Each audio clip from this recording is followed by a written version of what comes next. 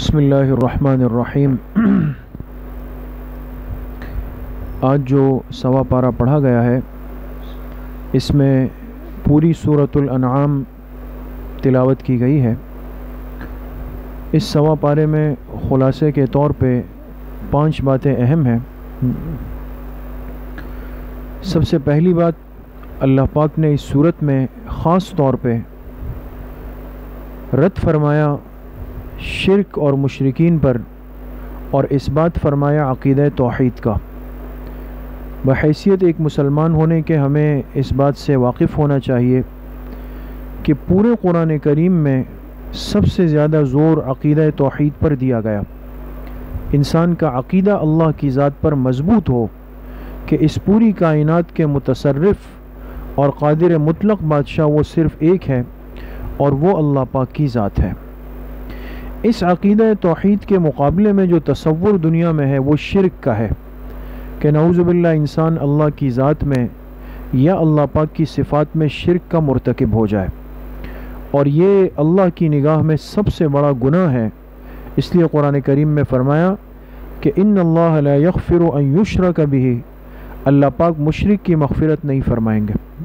اس کے علاوہ باقی جتنے بڑے گناہ ہیں وَيَغْفِرُ مَا دُونَ ذَلِكَ لِمَن یشاء، اللہ پاک اس کو بخش دیں گے، لیکن شرک اللہ کو اتنا ناپسند ہے کہ اس مشرک کی اللہ پاک کبھی مغفرت نہیں فرمائیں گے، یہ ابدی جہنم میں جلے گا۔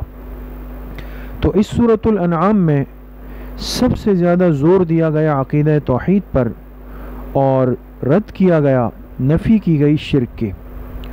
اور توحید کو ثابت کرنے کے لیے اس سورت میں 2 طریقوں کو بیان کیا گیا۔ ایک کو اسلوب تقریر کہتے ہیں اور ایک کو اسلوب تلقین کہتے ہیں۔ یہ 2 الفاظ سمجھ لیں۔ ایک طریقہ ہوتا ہے کسی بات کے سمجھنے کا، اس کو تقریر کہتے ہیں، اور ایک طریقہ ہوتا ہے سمجھنے کا، اس کو تلقین کہتے ہیں۔ اس صورت میں اللہ پاک نے توحید کو ثابت کرنے کے لیے اسلوب تقریر کو بھی بیان فرمایا اور اسلوب تلقین کو بھی بیان فرمایا۔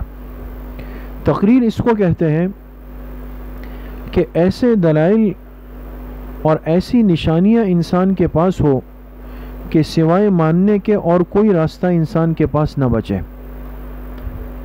اور تلقین اس کو کہتے ہیں کہ اللہ اپنے پیغمبر کے ذریعے سے ایسے معجزات اور دلائل بھیج دیں کہ جس کے بعد انسان کے پاس انکار کا کوئی راستہ نہ بچے۔ تو اب اگر ہم اپنی زندگی پر غور کریں تو ہمارا ماحول، ارد گرد کی چیزیں، یہ آسمان، یہ پہاڑ، یہ درخت، یہ زمین، یہ ہوا، یہ راحت، یہ خوشیاں، یہ رشتے، یہ انسان، یہ مخلوقات، یہ ساری چیزیں انسان کو عقلی طور پہ سمجھاتی ہے کہ اس کو بنانے والی ذات یقیناً کوئی موجود ہے۔ اس کو تقریر کہتے ہیں۔ اور تلقین جناب رسول اللہ صلی اللہ علیہ وسلم کی برکت سے اللہ پاک نے اس امت کو قرآن کی نعمت دی، حدیث کی نعمت دی، عقل دی، سمجھ دی، فہم دی، جس کے ذریعے سے انسان آج فیصلہ کر سکتا ہے کہ مجھے پیدا کرنے والی ذات کس کی ہے، اور جو مجھے پیدا کرنے والی ذات ہے میرے ذمے اس کا کیا حق ہے۔ تو بہرحال اس صورت میں اللہ پاک نے توحید کو بیان فرمایا اور شرک کی مذمت اور نفی فرمائی۔ دوسری بات جو سورۃ الانعام میں ہے، اللہ پاک نے مشرکین اور کفار کے اس ضد اور عناد کے مزاج کو بیان فرمایا جس کی وجہ سے وہ ہمیشہ ہمیشہ کے لیے حق اور ہدایت سے محروم ہو گئے۔ کہ یہ وہ روحانی اور اخلاقی مرض ہے کہ اگر ایک دفعہ انسان کے اندر ضد کا مزاج آ جائے، عناد کا مزاج آ جائے اور نہ ماننے کا مزاج آ جائے، تو اللہ پاک فرما رہے ہیں کہ اگر ہم ان مشرکین کو ان کے مرے ہوئے ماں باپ اور گزرے ہوئے مردے زندہ کر کے دکھا دیں، اور یہ پیغمبر ان کو یہ معجزہ ان کی آنکھوں کے سامنے دکھا دے، تب بھی ان کے اندر انکار کا، ضد کا مزاج بیٹھ چکا ہے۔ لہٰذا اب یہ کسی صورت بھی حق اور ہدایت کو قبول نہیں کریں گے۔ اس لیے علماء نے لکھا ہے کہ انسان اپنے اندر یہ مزاج رکھے کہ اگر حق سامنے آئے تو میں اس کو قبول کروں گا، اور جو چیز حق نہ ہو اس کو قبول نہیں کروں گا۔ آج ہمارے اندر ضد کا مزاج بیٹھ چکا ہے، اور اس کے جو نقصانات ہیں وہ آج دنیا اپنی آنکھوں سے دیکھ رہی ہے۔ لہٰذا اگر مجھے اپنے مسلک پہ، اپنے مشرق پہ، اپنے فرقے پر ایک ضد کا مزاج بیٹھ جائے تو پھر چاہے سامنے والا مجھے قرآن کھول کے دکھا دے، لیکن میں کہوں گا نہیں، میں نے نہیں ماننا ہے، اس لیے کہ آپ غلط ہو۔ تو یہ محرومی انسان کے حصے میں کب آتی ہے؟ جب انسان اپنے اندر ضد اور نہ ماننے کا مزاج پیدا کر لے۔ تو ضرورت ہے کہ ایک مسلمان کے دل میں وسعت ہو، وسعت ظرفی ہو، وسعت قلبی ہو، حق اور ہدایت کو قبول کرنے کے لیے اس نے اپنے دل کے دروازے کو کھول کے رکھا ہوا ہو۔ تیسری بات جو آج کے خلاصے میں ہے، سورۃ الانعام میں اللہ پاک نے مومن اور کافر کو ایک مثال کے ذریعے سے بیان فرمایا، اور اس مثال سے انسان کو قدر آتی ہے کہ ہمارے پاس جو ایمان کی دولت ہے، ایمان کی جو نعمت ہے، یہ اللہ نے ہم پر کتنا بڑا کرم فرمایا ہے۔ اللہ پاک فرماتے ہیں کہ اس دنیا میں مومن کی مثال ایسی ہے جیسے ایک زندہ آدمی روشنی کے اندر سفر کر رہا ہو۔ دیکھیں، زندگی بھی ہے، روشنی بھی ہے، تو یہ آدمی کیا ہے؟ محفوظ ہے، اس لیے کہ روشنی میں انسان کو غلط اور صحیح کی پہچان ہوتی ہے، اس کو صحیح راستے کا انتخاب کرنے میں آسانی ہوتی ہے۔ اگر کوئی تکلیف دہ چیز سامنے آ جائے تو اس سے بچنا آسان ہوتا ہے۔ اللہ پاک فرما رہے ہیں کہ مومن کی مثال ایسی ہے جیسے ایک زندہ آدمی ہو اور ایسے راستے پہ سفر کر رہا ہو جس میں روشنی پھیل چکی ہو، اور فرمائے کافر کی مثال ایسی ہے جیسے ایک بے جان مردہ اور وہ تاریکیوں میں گر جائے، اندھیرے کے اندر گر جائے۔ تو پہلی بات تو اللہ نے فرمایا کفر ایک زندہ لاش ہے، اگرچہ ہمیں اس میں زندگی محسوس ہو رہی ہے لیکن حقیقت میں اس کا دل اندر سے مردہ ہو چکا ہے۔ اور پھر کافر کی زندگی ایک اندھیرے میں گزر رہی ہوتی ہے، صحیح غلط کی پہچان ختم ہو جاتی ہے، حلال حرام کی تمیز اس کی نگاہ میں بالکل ختم ہو جاتی ہے، اور یہ حق اور ہدایت سے محروم ہو جاتا ہے۔ تو اس لیے آج ہمیں اپنی اس نعمت ایمان کی بہت بڑی قدر کرنی چاہیے۔ اس ایمان کی برکت سے اللہ پاک نے ہمیں ہدایت اور حق کا راستہ دکھایا، اور اگر انسان اپنے اس ایمان کو بچا لے، اسی پر زندگی گزار دے، تو ہمیشہ ہمیشہ کی جنت اللہ پاک نے اس کے لیے تیار کر کے رکھی ہوئی۔ چوتھی بات جو آج کے خلاصے میں ہے، اللہ پاک نے سورۃ الانعام میں ان چند باتوں کو ذکر کیا کہ جو تمام آسمانی مذاہب میں مشترک ہے۔ دیکھیں، اب دین اسلام وہ واحد دین ہے جس نے قیامت تک رہنا ہے، اور اگر اب کوئی انسان کامیابی اور نجات چاہتا ہے تو اس کو سوائے دین اسلام کے قبول کرنے کے اور کوئی راستہ نہیں ہے۔ لیکن بعض چیزیں ہماری اخلاقی اور معاشرتی زندگی کی ایسی ہے کہ اس دنیا کے نظام میں اللہ پاک نے وہ تمام ادیان اور تمام مذاہب میں مشترکہ طور پہ رکھی ہے۔ تو اس صورت میں ایک ایسی آیت اللہ پاک نے بیان فرمائی کہ جس میں وہ چیزیں جمع ہوئی جو تمام آسمانی مذاہب یعنی یہود میں، نصارہ میں، مسلمانوں میں، سب میں مشترک ہے۔ وہ باتیں کیا ہے؟ فرمایا کہ سب سے پہلی بات، تمام ادیان اور آسمانی مذاہب میں یہ بات مشترک تھی اور اللہ کا حکم تھا کہ اللہ کے ساتھ کسی کو شریک نہیں کریں گے۔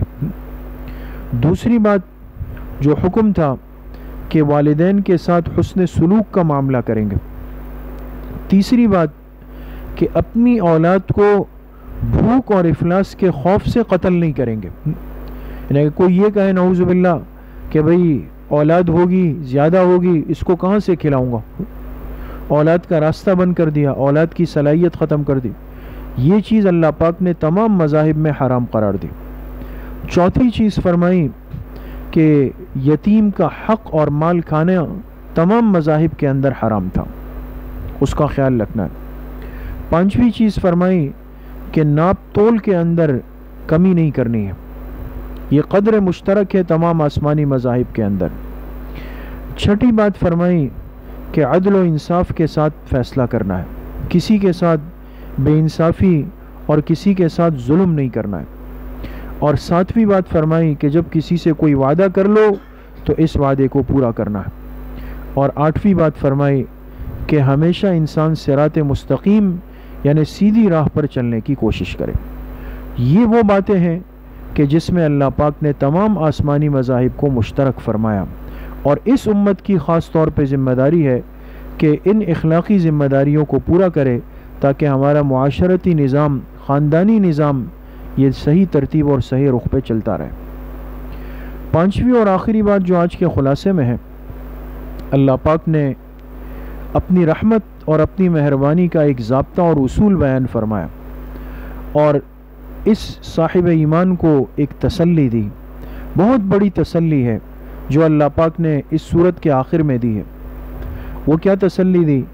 فرمایا من جاء بالحسنۃ فلہ 10 امثالها ومن جاء بالسیئۃ فلا یجزى الا مثلها وهم لا یظلمون. فرمایا تم دنیا میں ایک نیکی کر لو، حسنہ ایک نیکی، لیکن شرط یہ ہے کہ اس نیکی کو بچا کر میرے تک پہنچا دو، میرے پاس لے آؤ. تو میرا وعدہ ہے کہ فَلَهُ 10 امثالها کہ ایک نیکی پر 10 گنا دوں گا. 10 گنا. انسان کرے گا ایک عمل، لیکن اللہ نے وعدہ کیا کہ اگر یہ عمل یہ محفوظ کر کے اپنے ساتھ لے جائے آخرت میں تو اس پر اللہ پاک اس کو 10 گنا دیں گے. اور گناہ میں کیا ضابطہ رکھا کہ اگر کسی سے گناہ ہو جائے، نعوذ باللہ خدا نخواستہ، تو فرمایا کہ گناہ کے اندر میرا ضابطہ اور اصول یہ ہے کہ میں اسی کا ایک مثل، یعنی اگر ایک گناہ ہے تو اس پر ایک سزا دوں گا. لیکن اس میں بھی کیا فرمایا؟ ہاں اگر اللہ پاک اپنا فضل فرما دے تو اس گناہ کو بھی اللہ پاک اپنے فضل سے معاف فرما دے، اس کو بھی ختم کر دے. اس لیے ایک روایت کے اندر آتا ہے حدیث پاک میں، جناب رسول اللہ صلی اللہ علیہ وسلم نے فرمایا کہ اللہ کی ذات اتنی مہربان ہے کہ اگر میرا کوئی امتی نیکی کا پختہ ارادہ کر لے، ابھی عمل نہیں کیا، صرف پختہ عزم کر لے، تو اللہ نیکی لکھنے والے فرشتے سے کہتے ہیں کہ اس کو لکھ لو، لکھ لو. ابھی اس نے عمل نہیں کیا لیکن اس کا ارادہ مجھے اتنا پسند آیا کہ اس کو لکھ لو. اور فرمایا اگر میرا کوئی امتی گناہ کا پختہ ارادہ کر لے تو اللہ پاک فرشتے سے فرماتے اپنے قلم کو روک کے رکھو، نہیں لکھو ابھی. اور پھر یہ بندہ اس گناہ پہ عمل بھی کر لے، عمل کر لے. جب فرشتہ لکھنے لگتا ہے اللہ پاک کہتے ہیں ابھی ٹھہر جاؤ، ہو سکتا ہے یہ بندہ توبہ کر لے، اس کی توبہ تک انتظار کر لو. لیکن اگر خدا نخواستہ یہ بد نصیب ہوتا ہے اور یہ اس گناہ کے بعد توبہ کے بجائے دوبارہ اس گناہ کو کرتا ہے تو پھر اللہ پاک فرشتے سے فرماتے ہیں کہ اس کے پہلے والے گناہ کو اب لکھ لو.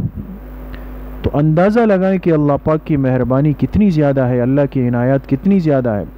اور پھر تو یہ رمضان کا مبارک مہینہ ہے، اللہ کی رحمتیں برکتیں بارش کی طرح برس رہی ہے. بس ہم اپنے دلوں کے برتن کو سیدھا کر لیں اور اللہ کی رحمتوں کو لینے والے بن جائیں. اللہ پاک مجھے بھی آپ سب کو صحیح عمل کی توفیق نصیب فرمائیں. وآخر دعوانا ان الحمد للہ رب العالمین.